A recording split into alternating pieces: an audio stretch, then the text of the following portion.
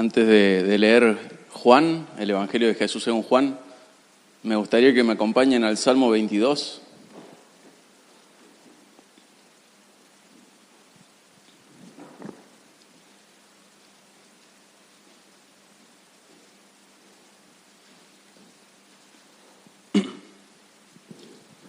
El Salmo 22 es un salmo mesiánico, lo escribió David,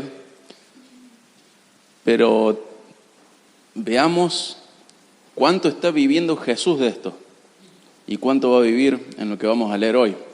Dice el Salmo 22, Dios mío, ¿por qué me has abandonado? ¿Por qué estás tan lejos de mi salvación y de las palabras de mi clamor? Dios mío, de día clamo y no respondes, y de noche, pero no hay para mí reposo. Sin embargo, tú eres santo, que habitas entre las alabanzas de Israel. En ti confiaron nuestros padres, confiaron y tú los libraste.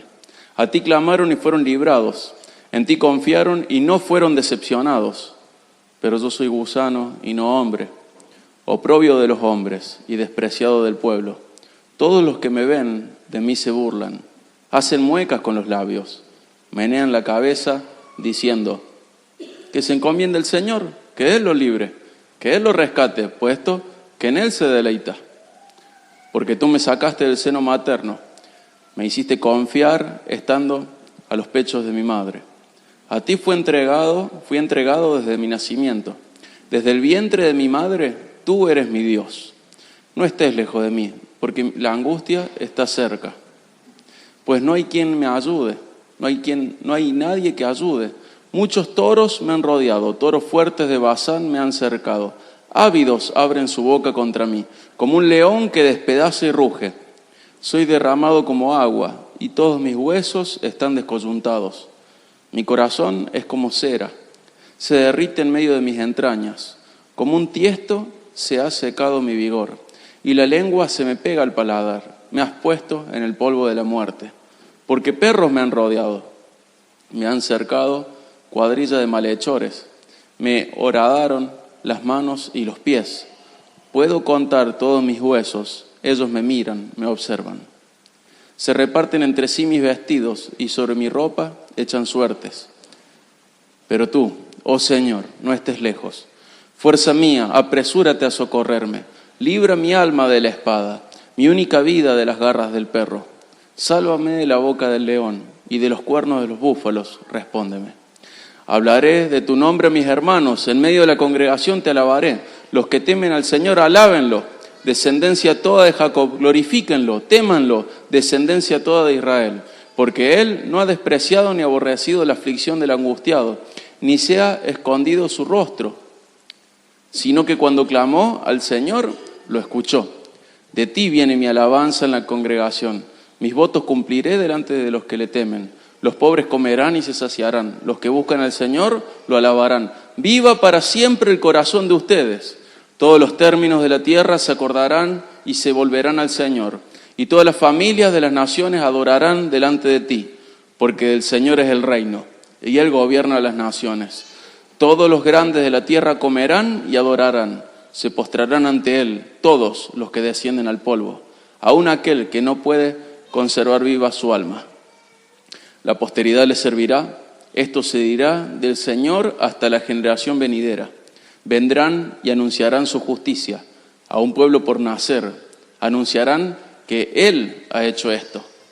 Es un salmo hermoso. Tiene su momento de desesperación, de angustia, y luego comienza a subir. Y es lo que vamos a ver en la historia de Jesús, en la vida de Jesús. La vida y la muerte de Jesús son como un gran embudo en donde confluyen muchísimas profecías, se revelan muchísimas sombras y se perfeccionan muchísimas figuras. Lo que estamos viendo en el Evangelio de Jesús según Juan nos podría llevar años quizás de ver cuántas partes del Antiguo Testamento dan testimonio de lo que Jesús está viviendo. Y es difícil predicarlo porque es apasionante, es hermoso, hay muchas ramas, muchas tangentes, dan ganas de meterse en cada recoveco, en cada rama. Pero vamos a hacer lo posible para hacerlo de manera clara. Y por favor acompáñenme a Juan 19, 17. Cuanto uno más profundice en esto, más cosas encuentra, más y más cosas, motivos para darle gloria a Dios por su providencia, por su soberanía, por todo lo que Él ya dijo que iba a pasar y que se está cumpliendo. Uno queda maravillado viendo cómo Dios ha sido soberano y ha ejercido también su providencia a lo largo de la historia universal para llegar a este momento. Dice el 17, Juan 19, 17. Tomaron pues a Jesús y Él salió cargando su cruz al sitio llamado el lugar de la calavera, que en hebreo se dice Gólgota, donde lo crucificaron. Y con Él a otros dos, uno a cada lado y Jesús en medio. Nosotros la semana pasada leímos el final de Isaías 52, leímos Isaías 53, en donde se profetizaba mucho de esto. En el 53:12 dice que Él fue puesto, contado entre los transgresores, y acá Jesús está puesto entre dos criminales. Esta condena a la cruz estaba reservada para los peores delincuentes, para exponerlos, para avergonzarlos, para deshonrarlos y también para advertirle al resto de la población lo que le pasaba a los criminales. Los compañeros de Jesús sí dan con ese perfil, los que están puestos a su lado, pero Jesús no. Por otro lado, gracias a la investigación de Lucas, nos enseña que finalmente uno de ellos creyó. Marcos nos dice que ambos le repudiaban, pero en ese transcurso de esas pocas horas uno de ellos cree. Y vemos a Jesús cumpliendo con su misión hasta el último de sus instantes. En Lucas 19:10 Él dijo que Él había venido a buscar y salvar lo que se había perdido. Y estaba crucificado y seguía haciendo eso. Y este criminal que está a uno de sus costados cree. Además, se cumple no solo la figura de Cordero de Pascua, sino también que es el Cordero de la expiación que se nos menciona en Levítico 16. Y es también ese Cordero abandonado en el desierto fuera del campamento para que muera solo. Jesús cumple con todas las figuras de sacrificio. Debe recibir el Cordero de expiación, la consumación del juicio, ser quemado completamente fuera del campamento. El otro Cordero tiene que ser abandonado y dejado fuera del campamento. Y el Cordero de Pascua tiene que ser sacrificado en este momento. Y Jesús cumple con los tres.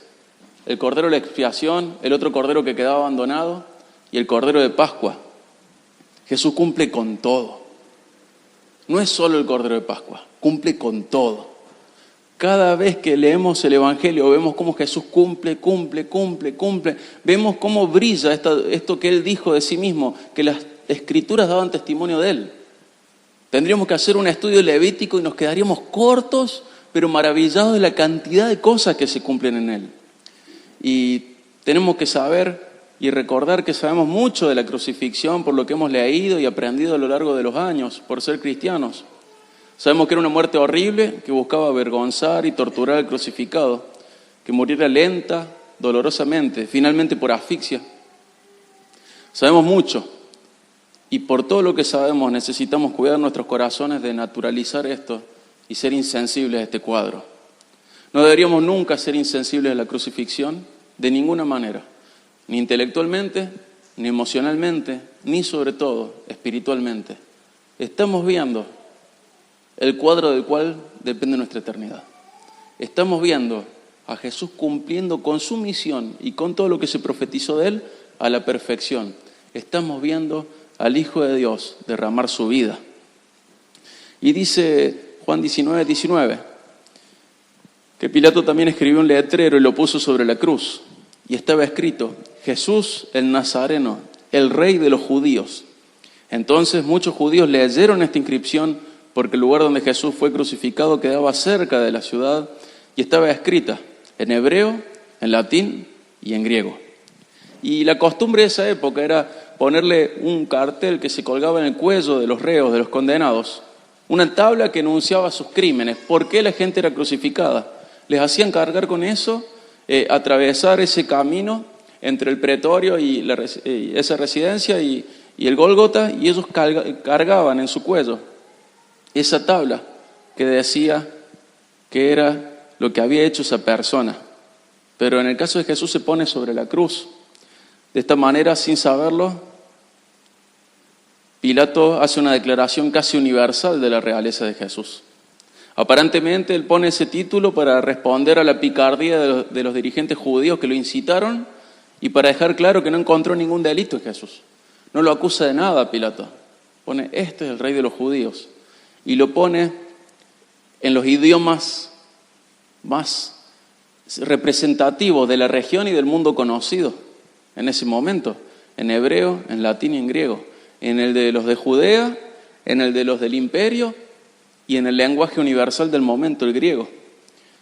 Su realeza, la condición de rey de Jesús, trasciende fronteras, trasciende etnias, trasciende lenguajes. Él es rey sobre todos. Él es rey de nosotros, es nuestro rey. Y un día todos lo van a reconocer. En Apocalipsis 5:9, en la segunda mitad, dice que Él compró para Dios gente de toda tribu, lengua, pueblo y nación. En Juan 10:16 dice que Él ya había anunciado que tenía otras ovejas que no eran de este redil. Y acá, a través de la mano de Pilato, vemos algo que Pilato no tenía ni idea de lo que estaba haciendo. Pilato está declarando, sin querer, un principio de la universalidad del reinado de Cristo. Él es rey sobre todo. Y hay más pueblos suyos fuera del redil que habla otros idiomas. Van a aparecer a lo largo de los años las ovejas latinohablantes del Imperio Romano, los grecoparlantes también, la iglesia de Antioquía. Van a aparecer personas que van a poder identificarse y en ese momento toda persona que estuviera en el lugar le iba a quedar claro quién era este Jesús. Jesús es el Rey. Ningún ojo que mirara ese cartel en ese momento iba a no saber qué significaba. Todo ojo iba a saber lo que ese cartel significaba. Jesús es Rey. Y seguimos ahí en el 21. Y nos cuenta Juan que por eso los principales sacerdotes de los judíos decían a Pilato, no escribas el rey de los judíos, sino que él dijo, yo soy rey de los judíos. Pilato respondió, lo que he escrito, he escrito. Entonces los soldados, cuando crucificaron a Jesús, tomaron sus vestidos e hicieron 4 partes, una parte para cada soldado. Tomaron también la túnica, y la túnica era sin costura, tejida en una sola pieza. Por tanto se dijeron unos a otros, no la rompamos, sino echemos suertes sobre ella, y para ver de quién será. Para que se cumpliera la escritura, repartieron entre sí mis vestidos, y sobre mi ropa echaron suertes. Era normal que ellos se repartieran la ropa de los reos. Los verdugos se quedaban con eso. Generalmente contaba con la túnica, el manto que estaba arriba, las sandalias, generalmente un turbante o un pañuelo para la cabeza, y ellos se lo reparten. Y este cuadro a mí me produce muchas emociones, porque es una de las escenas más gloriosas y trascendentes del universo sucediendo ahí. Y acá tenés hombres jugando, tirando dados, jugando al lado de la cruz. Lo más glorioso en lo que tiene que ver con nuestra historia de redención está pasando ahí. Y a centímetros, por no decir unos pocos metros, hay hombres adultos jugando. Y qué advertencia, ¿no? Cuántas veces lo importante pasa al lado nuestro y nosotros estamos mirando a otro lado, distraídos con el corazón en otro lado, preocupados por nimiedades, por sonceras, con nuestro corazón, nuestros ojos fuera de foco. ¿Qué advertencia nos presenta este cuadro? Ellos jugando y Jesús al lado crucificado. Por otro lado, se cumplen las porciones del Salmo 22 y también vemos que Jesús cumple hasta último momento la ley. En la ley levítica, en Levítico 19:19, se nos dice que la ropa de ellos nunca debía ser de 2 tipos de hilo diferentes. Y vemos la túnica de Jesús de un solo trazo, de una sola tela. No es que esta túnica era como por ahí podemos haber escuchado, cara. No era cara. Era la túnica que todo judío piadoso llevaría, una túnica de un solo hilo, de un solo tipo de hilo, porque así cumplía la ley. Los otros que siempre tenían túnicas de un solo hilo, de una sola parte, de una sola pieza, eran los sacerdotes. Podemos hacer una relación ahí, pero me parece más correcta la relación de que Jesús está cumpliendo la ley hasta el último momento. Nunca dejó de cumplir la ley. Él es el hombre perfecto, pero también fue el israelita perfecto y es el Israel perfecto. Es el que cumplió con todo hasta último momento. Seguimos en Juan 19:25. Por eso los soldados hicieron esto. y junto a la cruz de Jesús estaban su madre y la hermana de su madre, María la mujer de Cleofás y María Magdalena. Y cuando Jesús vio a su madre y al discípulo a quien él amaba, que estaba allí cerca, dijo a su madre: mujer, ahí está tu hijo. Y después dijo al discípulo: ahí está tu madre. Y desde aquella hora el discípulo le recibió en su propia casa. Acá vemos algo muy sencillo e importante, que Jesús piensa en su madre y brinda a Juan el honor y la responsabilidad de cuidarla. En el 28 dice: después de esto, sabiendo Jesús que todo ya se había consumado, para que se cumpliera la escritura, dijo: tengo sed. Había allí una vasija llena de vinagre. Colocaron pues una esponja empapada del vinagre en una rama de hisopo y se la acercaron a la boca.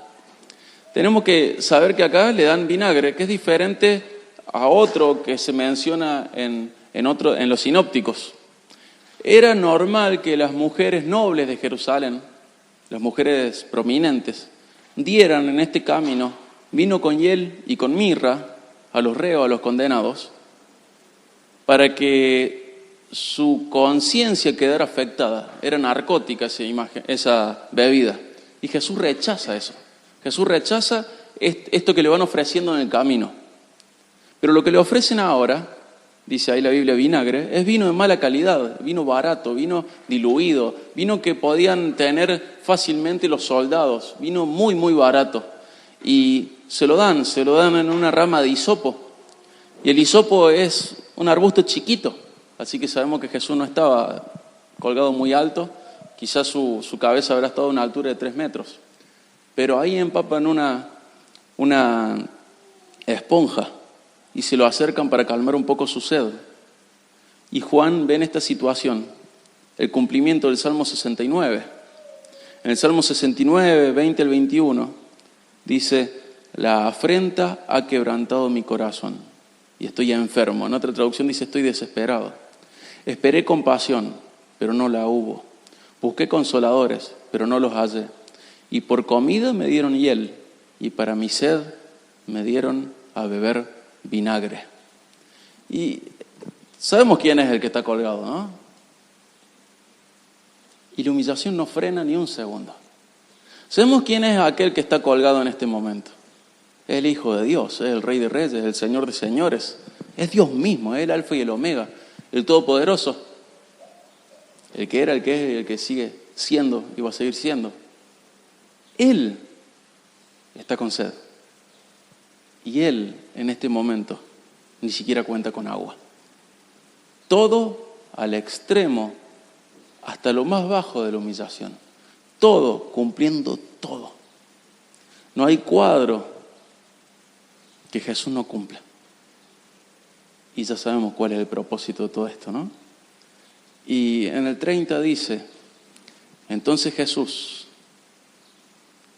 cuando hubo tomado el vinagre, dijo: consumado es, o cumplido está. E inclinando la cabeza, entregó el Espíritu. Y hay dos maneras de poder entender esto: entregó el Espíritu. Y una me parece más correcta que la otra. Una es decir, simplemente murió. Pero la otra es relacionable a lo que él dijo en Juan 10:18. Yo doy mi vida de mi propia voluntad.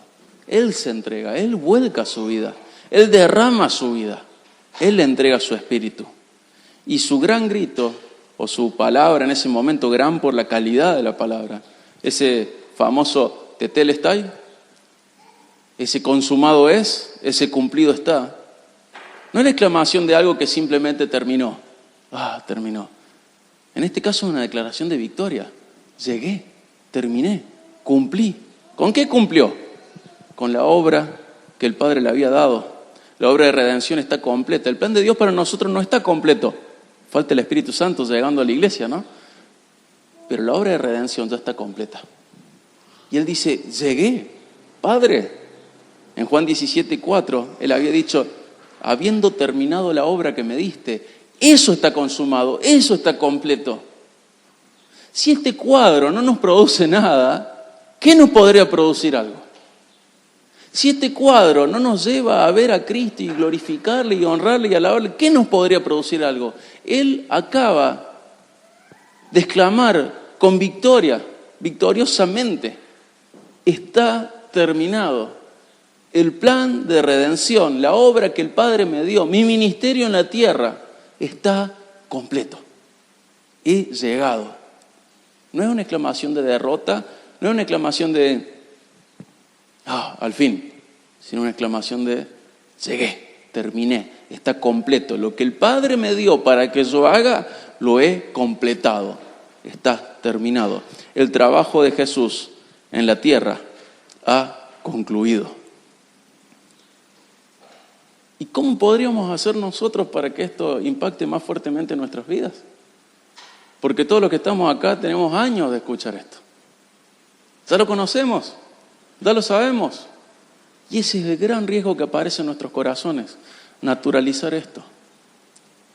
A veces el desprecio viene por la familiaridad. Y cuanto más cercanos somos a alguien, menos lo apreciamos. Y ya no lo respetamos de la misma manera, no lo tenemos en cuenta de la misma manera. Pareciera ser que la lejanía es lo que produce respeto y admiración, y la cercanía todo lo contrario. Y no está bien eso, y mucho menos cuando estamos hablando de Jesús. Este cuadro tiene que estar siempre grabado en nuestros corazones y produciendo cosas de las cuales Él es digno.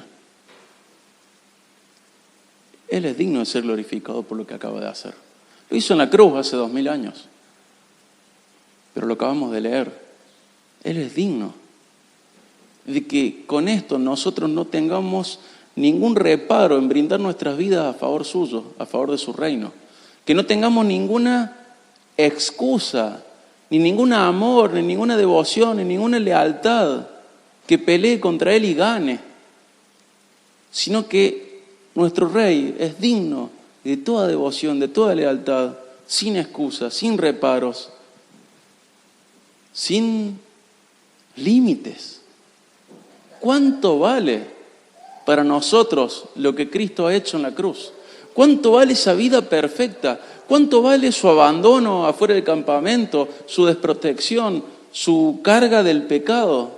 ¿Cuánto vale su vida siendo volcada voluntariamente hasta el último momento? ¿Cuánto vale Él colgado en la cruz, rescatando y salvando a uno de ellos que se había perdido, estaba colgado al lado de Él? ¿Cuánto vale este Cristo? Que a veces para nosotros es un cuadro lejano, una imagen lejana, algo que está en nuestra memoria, una verdad que no tiene vida. Pero de acá fluye la vida, de acá sale la vida, acá se produce la vida. Esto es glorioso.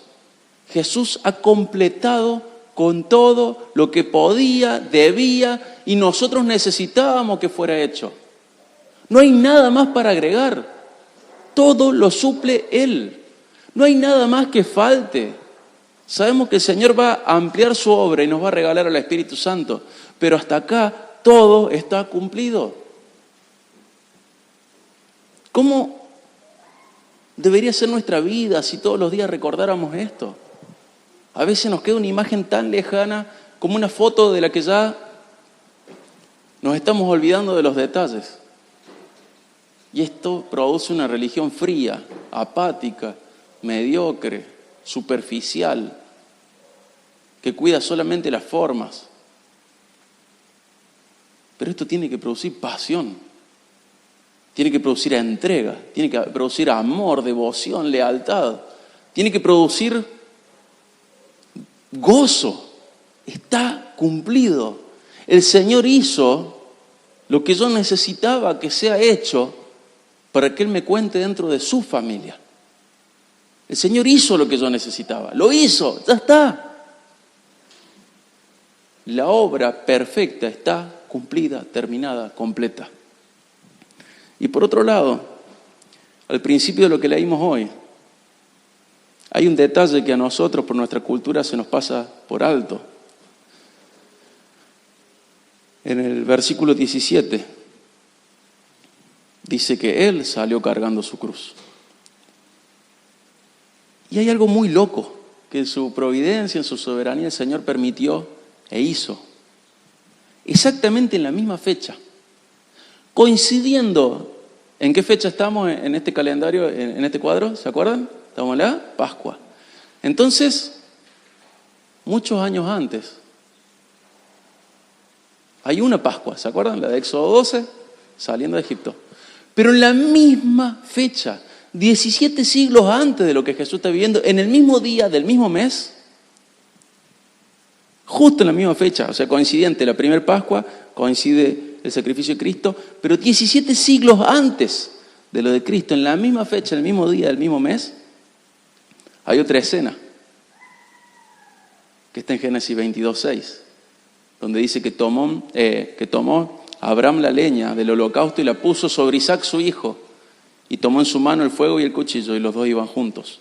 Todo judío piadoso conocía esta historia y consideraba a Isaac como un ejemplo de aquellos que ponen su vida voluntariamente. Isaac carga con su propia leña, con la leña de su sacrificio.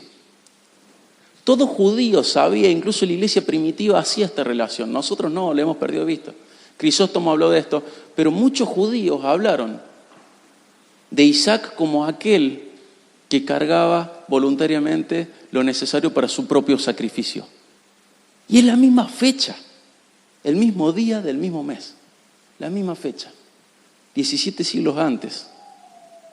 Sabemos que Abraham, por mandato de Dios, está dispuesto a sacrificar a su hijo. Él lleva en una mano un cuchillo grande y en otra mano lleva el fuego. ¿Y la leña quién la lleva? Isaac, su hijo. Y se usa en la Septuaginta el mismo término que se le aplica a Jesús, ese hijo amado, único, ese hijo diferente, distinto. Sabemos que Abraham va a tener 8 hijos, Ismael, Isaac y los que tuvo con Setura, los 6 que tuvo con Setura. Pero había uno que era diferente, que estaba ligado a un pacto, Isaac. Ese único hijo está caminando cargando la leña. Y esta vez, 17 siglos después, no va a haber reemplazo. Esta vez no hay sustituto para este hijo. Esta vez el padre sí va a sacrificar a su hijo amado. Esta vez el hijo tenía conocimiento absoluto de los planes del padre. Esta vez la provisión de Dios iba a ser para nosotros y no para la víctima. Esta vez todo es perfecto y Jesús carga con lo suyo. Y por este sacrificio a favor nuestro, ¿cuál debería ser nuestra respuesta? Honrar al Padre por este sacrificio que Él ha hecho sin sustituto. Nadie va a salir ahora de detrás del telón a reemplazar a Jesús en la cruz. Ese sacrificio va a ser realizado. No va a haber un cordero, este es el cordero. No vamos a sacar el cordero de Pascua, el cordero de Pascua está acá. El cordero de la expiación está acá. El cordero que va a ser abandonado está acá. El hijo que va a ser sacrificado está acá. El rodeado por los transgresores está acá. Aquel del cual se reparten las vestimentas está acá. Todo confluye de una manera perfecta, providencial, soberana, excelente, absoluta en Cristo. Pero esta historia no tiene un desenlace diferente al que estamos viendo. Este hijo sí va a ser sacrificado y no va a haber sustituto para él. Y esta vez la provisión de Dios va a ser para nosotros y no para la víctima. Y debemos honrar al Padre por el sacrificio que Él ha hecho a favor nuestro, el de su Hijo, el de su amado.